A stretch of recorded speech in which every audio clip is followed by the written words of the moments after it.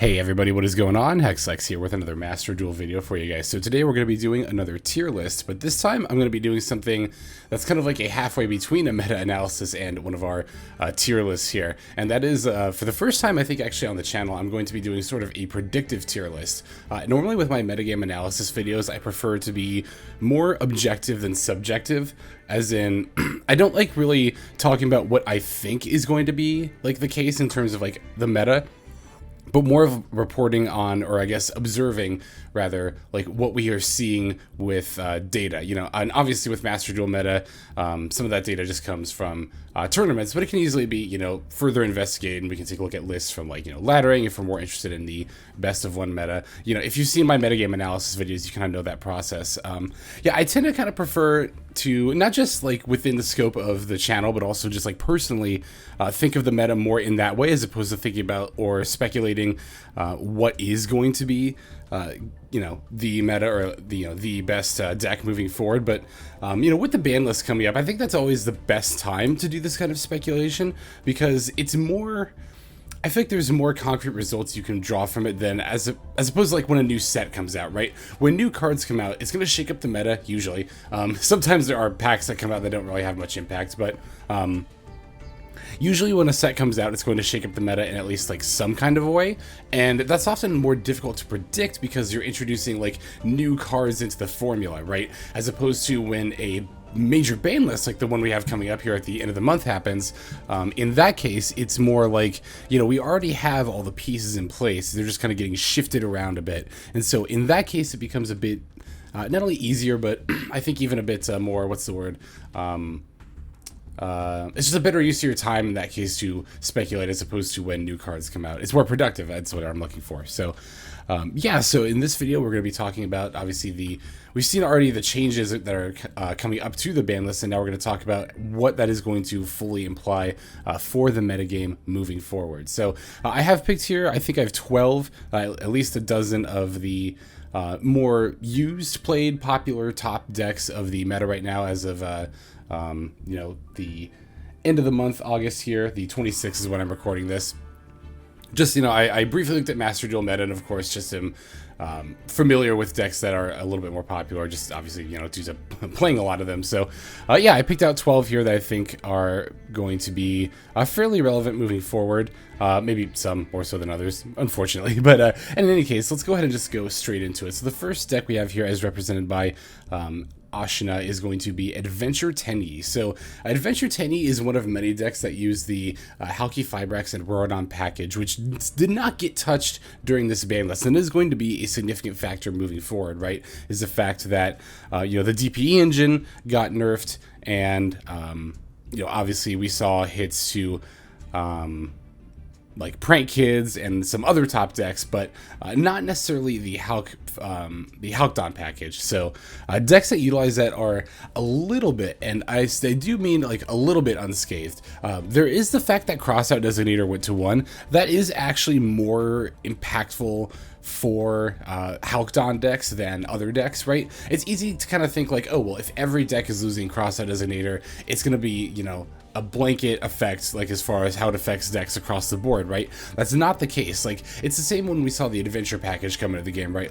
Because even though all decks kind of had access to it now, there were some decks like Prank Kids that were helped far more by it than others, or like Phantom Knight, or like the Tendies, for example. Like all the most popular decks that use adventure are the ones that are more impacted by it than other decks. The same is going to be the case for you know, Crossout Designator going to 1, right? Combo based decks, particularly ones with like lengthy combos like Halkdon combos, definitely, sorry, bumped the mic there, definitely leaned on the Crossout Designator more than other decks, kind of like Adventure Pranks or Adventure Phantom Knights.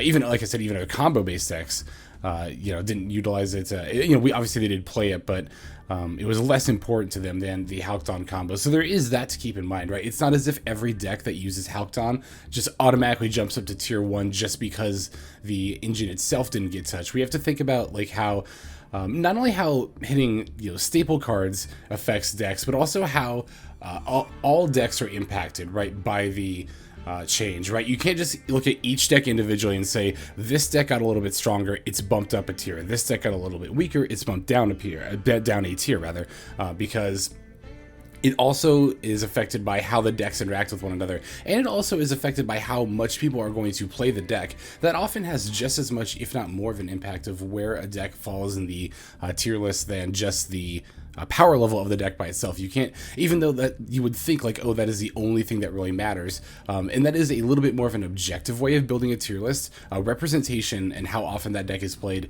is also going to be a factor. So, anyway, let's talk about again more about Adventure 10E specifically. I think Adventure 10E will still be a solid tier 2 deck. I actually think it's more like tier 2 right now, even though it tends to be more shows up more in tier 3 on a lot of tier lists. I think power level wise, it's closer to tier 2, but I think moving forward, given the hits, it's definitely going to kind of cement itself as a tier 2 deck. So, as far as adventure decks go, we've also got Adventure Phantom Knights here. Adventure Phantom Knights didn't come away quite as unscathed as Adventure 10E, although they didn't lose too much from the hit. They were utilizing the DPE engine fairly well, so they are going to be affected by that. As far as the DPE engine, right, with Celestial getting banned, you might be wondering, okay, what's the go-to replacement, right? There are a few options, but I think probably the most popular one that I've seen so far, and I agree is probably the best one, is Destiny Hero Denier. And Denier, I'm just going to look this up real quick just to make sure that I'm not wrong about this, but I'm pretty sure Denier is in fact level 3, and it is. So again, we talk about how, like, even though some changes are going to be, universal across the board, right? Like, every deck that utilizes DPE is going to end up replacing Celestial for probably Denier. I mean, you could make an argument for some of the other options, like, maybe Malicious, Diamond Dude. There was one other one I saw people talking about. I can't remember off the top of my head, but Denier seems, to me, in my opinion, be mostly universally the best one. That being the case, Denier is still going to be better in some decks that are going to be using it now than others, and being a level 3 monster, Denier is a little bit better in Adventure Phantom Knights. So in that way, Adventure Phantom Knights is slightly less impacted than other decks. I mean, it is very slightly, but it is still, I think, a factor to consider, that they are slightly less impacted by this nerf to the DPE package than other decks that utilize it. And that was really the main engine that got hit that they're utilizing. Adventure is still, obviously fine. The Phantom Knights themselves didn't really lose out on anything either. So Adventure Phantom Knight, I think, is also going to be a tier 2 deck moving forward. I think power level wise, it's going to be pretty close to Adventure 10E. Like, I could see it being a little bit stronger than Adventure 10E. I could see Adventure 10E end up being a little bit stronger. I think in terms of which one's going to be more popular, like initially when we go into the new format, I think Adventure 10E will be a little bit more played. So I'm going to leave it above Adventure Phantom Knight in terms of, like, because I like to also, differentiate even within the tiers, like, which deck is stronger than the others if possible. So I'm also going to be displaying them in that order. So I don't know. I think it gets really close. Again, I think you can make really solid arguments for which one is going to end up being stronger, but I think Adventure 10E is going to end up being played a little bit more, because I think more people are going to turn to Halcyon decks, because again, that deck, or those combos, or decks that utilize that combo rather, tend to have come away more unscathed than others. So, alright, and then we have Adventure Prank Kids. So this is one of the more impacted decks that we're now covering. Obviously, Meow Meow Moo going to 1 does impact the deck a fair bit, and I think this is going to be one of those cases where the deck's popularity or representation is going to affect it, at least initially when the changes first happen. It's going to affect it a little bit more than its actual power level change. Now again, don't get me wrong, Meow Meow Moo going to 1 definitely does make the deck a little bit weaker. It makes it harder to play through long games, right? Because there were actually, excuse me, it's actually not uncommon at all to follow up with the second Meow Meow Moo in current Adventure Prank Kids, right? Because the deck, even when it goes second, can't always OTK. It's actually funny because despite being so powerful, it's actually one of the meta decks that has a little bit, not too much, but a little bit of a harder time OTKing going second than other decks do. So it wasn't uncommon at all to end up going into the second Prank Kids line using the second Meow Meow Moo.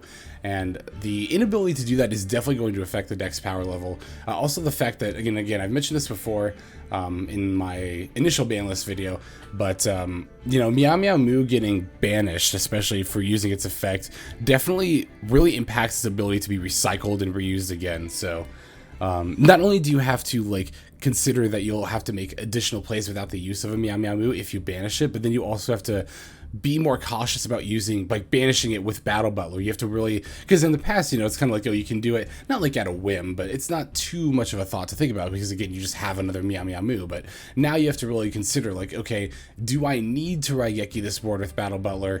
Can I potentially save this Meow Meow Moo to, like, recycle it and have plays? Like, you kind of have to think about that if you're playing Adventure Pranks. So I think initially, due to popularity, this deck might end up at, like, the top of tier 3, but I think as far as power level goes, it's probably still in tier 2. I think it's lower than these other decks in tier 2, but if you were to say, I don't like terms like tier 1.5 or 2.5. I don't feel like that's a very accurate description of how, like, the tier system works, but you could make an argument that you could call this tier 2.5, and that, again, I think in terms of popularity and power level, it's going to probably start the season 9 when the ban list goes into effect. It's going to start at the top of tier 3, but I think it's probably more power level wise, maybe towards the bottom of tier 2. It's still a very strong turn 1 setup that the deck is capable of. Like, that hasn't changed, and a lot of decks do just fold to that turn 1 setup. There is that to consider, but you do just have to be more considerate of the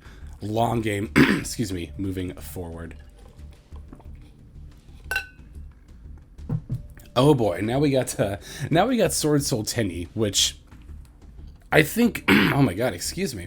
I think that a lot of people will agree with me that Sword Soul Tenny is looking really, really good moving into this new format. This deck lost pretty much nothing. Now, again, it lost all but one of its crossout designators. It kind of played 2 or 3, just depending, but it lost all but one of its crossout designators, just like every other deck did. But unlike a deck like Adventure Tenny, Sword Soul Tenny is not quite as impacted by this loss of crossout designator. Sword Soul Tenny is actually a very resilient deck when it comes to playing through, like, disruptions and negates, mostly because it has the ability to, like, go into a potential Halcdon play, and then if that gets stopped, you can still just, like, normal summon a Moye or normal summon a Taya, or, like, use a Long Yuan from your hand. Like, it's so easy to have a follow-up play, or, like, banish the Ashina from grave and then start. So, like, it's so easy to just have a follow-up play with this deck that, and also just the fact that it's a very consistent deck, right? You get to play 3 to 2 ofs of pretty much all of your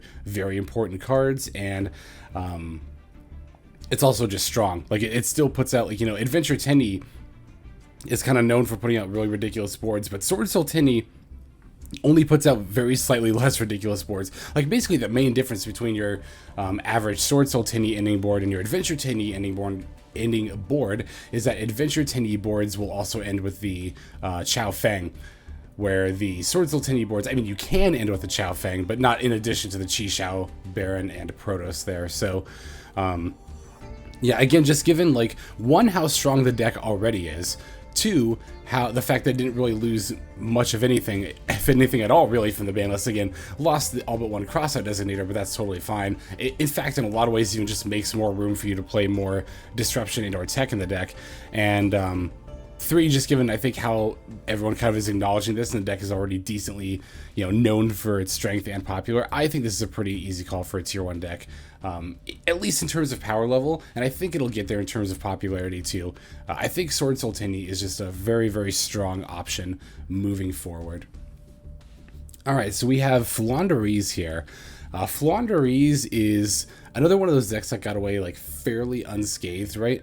It didn't really lose. I saw some people saying, like, oh, maybe the wind barrier statue should have gotten hit. Like, I don't know about that. I do think Flanderies could have used maybe some sort of hit, but I think in terms of, like, anti-meta decks, it definitely seemed anyway like Floodgates were more of the focus, which actually makes more sense, given that Konami has much more data on those Floodgates than just the Flanderies themselves. Let's see, as far as what tier I think they are, I mean, they're definitely at least tier 3, if not, like, the bottom of tier 2. Kind of like Adventure Prank Kids, but I think the Adventure Prank Kids even still is a little bit stronger than Flanderies moving forward. I'm going to put Flanderies at the top of tier 3. But I think it's going to be at about the same spot it is right now. I know a lot of people are saying, again, that, like, oh, it didn't get hit at all, so it's going to go up in power level. But again, we can't look at the decks in a vacuum like that. We have to consider how they still interact with all the other decks in the format. You know what? I'll actually call these two spots like kind of interchangeable, because I think initially, due to popularity, it's going to look more like this, right? Like we'll see Flaunderies in tier 2 and Adventure Pranks in tier 3. But I think in terms of power level, and I think once the meta actually like shakes out more, I think it'll be a little bit more like this, where we see Adventure Pranks in tier 2 and then Flaunderies at like the top of tier 3. So yeah, I'm willing to call these spots like fairly interchangeable, and it's not even because again of how the decks directly interact with each other, but it's again more of like the popularity and of the format as a whole, not of just those two decks. But all right, now we have Brigade Zodiac. So this is like, I feel like this deck's story is just really sad, sad at this point. Like, I know I said in the banlist video, like, oh, Tenki to 2, I guess, kind of makes sense if they thought Brigade was going to be a problem. But, like, did anyone really think Brigade was going to be a problem? And the thing I think that's most sad is that it really is going to impact its popularity more than its actual power level. Power level wise, Tenki going from 3 to 2 isn't really that huge of a deal, but it is another blow, and I do agree that I think it's an unnecessary blow. I think Fractal could have even come from 2 to 3. Well, maybe, okay, maybe that might have been, I don't know, I think that change would have put it in tier 2, honestly, in terms of, like, not just popularity probably, but power level. But it's no use speculating on potential what-if changes, right? We're only here to talk about the actual concrete changes. So the fact that Tenki went to 2, I think is going to keep Brigade Zodiac a rogue deck. What I mean by rogue, I've seen some people ask like what I mean, what I call a deck a rogue deck. So rogue is a deck that I consider obviously below tier like 1, 2, or 3, right? But there's still lots and lots and lots and lots of decks out there that are more than capable of like not only just hitting Diamond 1, but doing very, very well, given the right pilot, basically. And we saw this in the top 10 decks from the Duelist Cup, right? I saw at least a couple of posts on the subreddit and within the Discord where, you know, they shared like the top 10 you know, obviously decks from the Duelist Cup, and one of them was an Adventure Tri-Brigade deck, and it's like, well, you would never think Adventure Tri-Brigade would even be like feasible, let alone one of the top played decks of the whole Duelist Cup. But yeah, that's just the case because, you know, the pilot was, it's not even just that the pilot was just that good, right? There's lots of factors, right? That lots of people probably weren't expecting it, that lots of people probably didn't know how to play against it because it wasn't that played, but obviously the pilot skill is definitely going to be a huge factor there as well. So when I say rogue deck, that's what I mean. A deck that might not necessarily be popular or powerful enough to be tiered, but is still more than capable of doing well, given just the proper level of play and dedication to it. I think if Tenki had stayed at 3, in terms of at least popularity, and maybe even power level as well, we could have seen a world where Tri-Brigade was a tier 3 deck. But yeah, given the fact that Tenki stayed at 2, or went to 2 rather, that's already just going to tank this deck's popularity and does affect the power level slightly. So fortunately, Brigade Zodiac is going to be staying, I think, a rogue deck. Eldritch. So Eldritch is, and I feel like always has been, just like a tier 2 deck entity, just a tier 2 omnipresent entity within Master Duel, and I think that's going to be the case moving forward. I think we can pretty comfortably put it at least here. It's probably going to end up being, this is kind of always the spot that Eldritch is sat at, right? Just again, in terms of both popularity and I think also power level too. And you might be thinking like, well, wait, they lost Imperial Order and Vandy's and a skill drain. You're acting like the deck didn't get hit at all. And it's like, this is another case where you can't look at the deck necessarily in a vacuum. Like, yeah, the deck lost a bunch of its floodgates, but, well, like, one, honestly, there's always more floodgates to play. Like, yeah, I mean, they're not going to be as powerful as stuff like IO and Vandy's, but, you know, you could still play, like, you know, Summon Limit Rivalry goes in. In terms of spell negation specifically, you can play Anti-Spell Fragrance.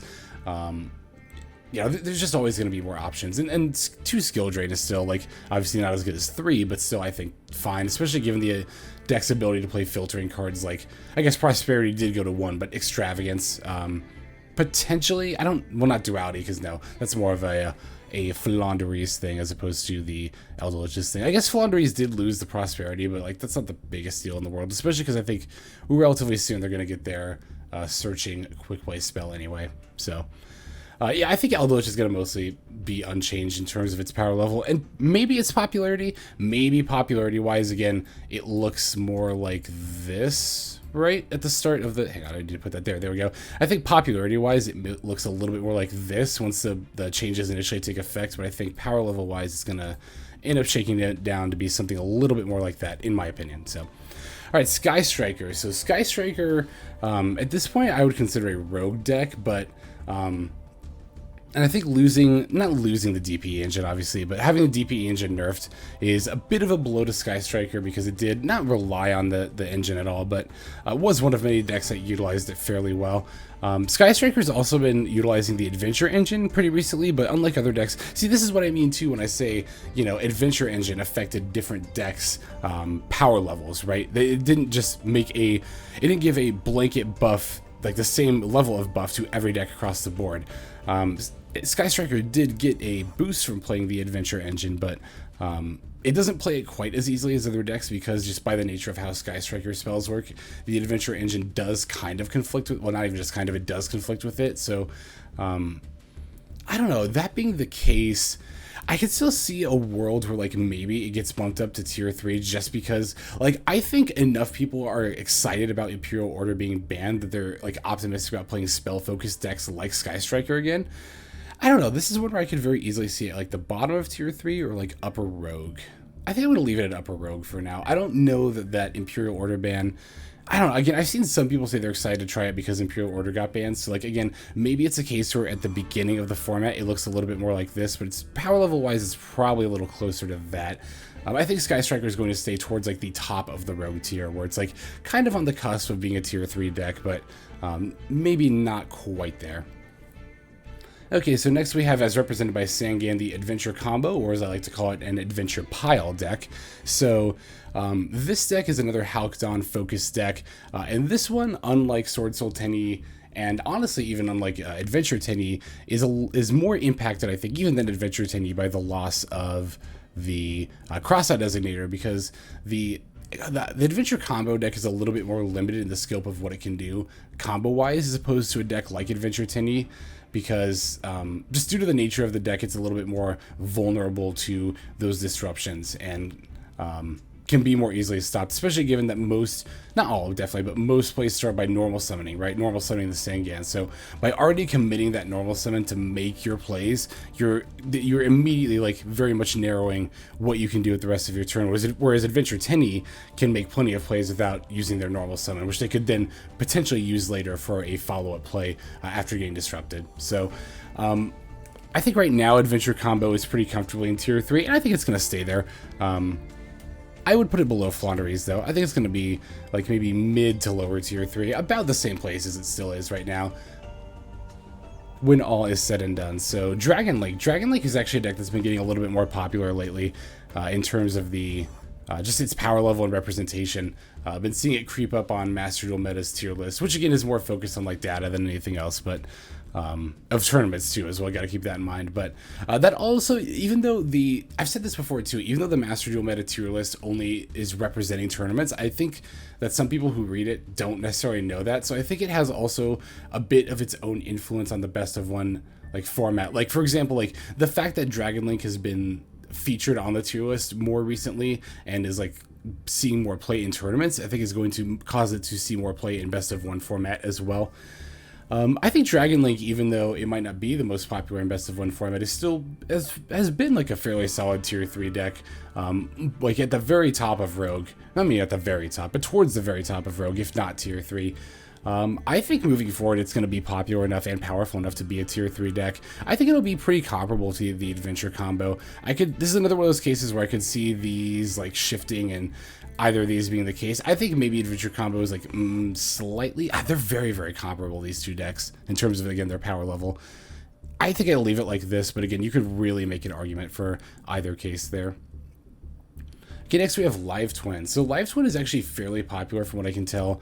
I actually saw a lot of Live Twin lists in the Duelist Cup, and looking back, I actually encountered a fair bit of Live Twin in the Duelist Cup. I'm actually fairly stoked that this deck is seeing more popularity and, like, just more play in general. I think it's really not just a cool deck, but also a very strong deck too.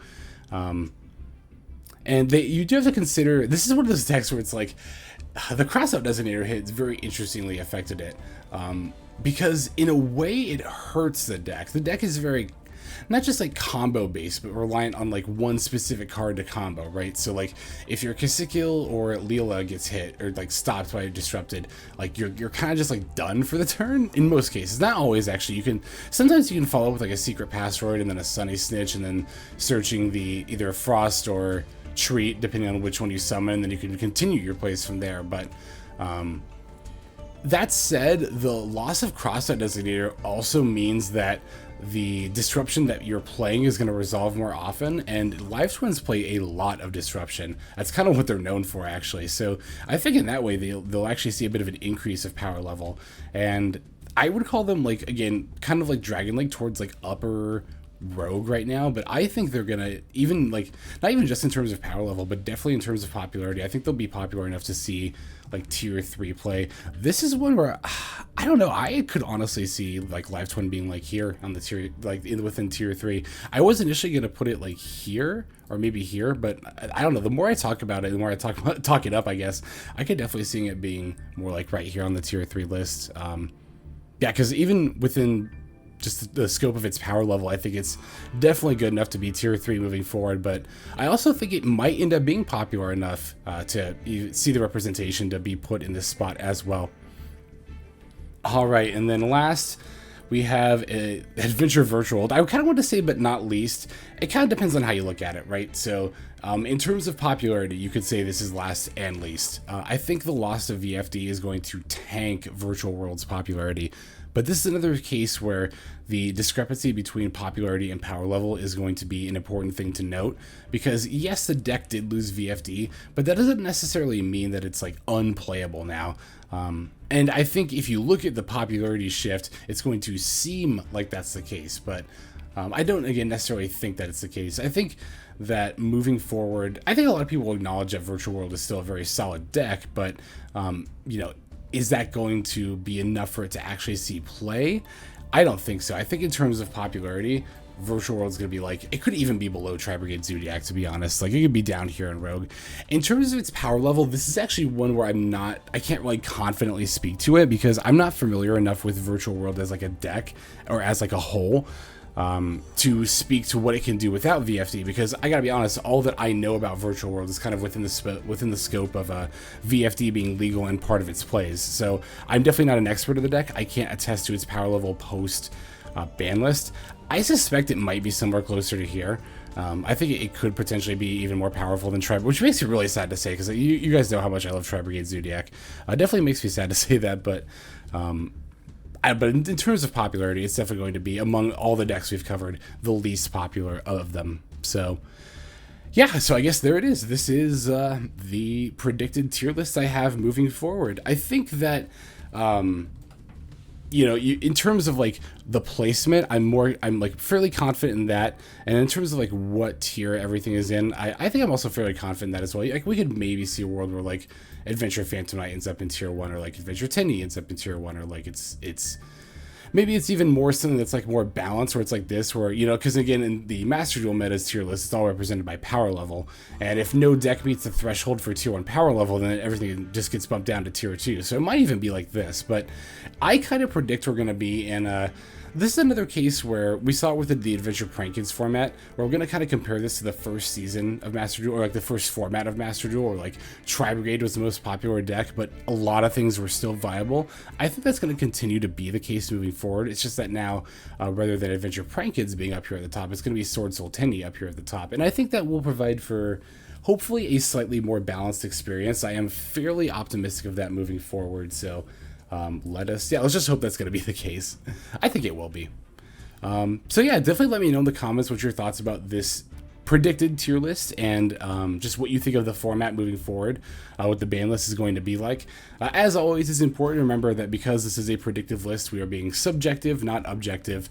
Again, I prefer to be objective. I prefer to pull from data that has been, you know, clearly defined already, but like I said, I like these tier lists in general, and I also wanted to try a more predictive meta-analysis as opposed to, again, just analyzing what has already happened. So definitely let me know what you think in the comments. As always, I am very eager to hear from you all, and yeah, you're all really good about giving like very solid constructive criticism, so I definitely look forward to seeing that from everyone. But yeah, I think that's all the time I have for today. So this is all. Yeah, thanks for watching. This is XLex signing out. Hope you have a fantastic day.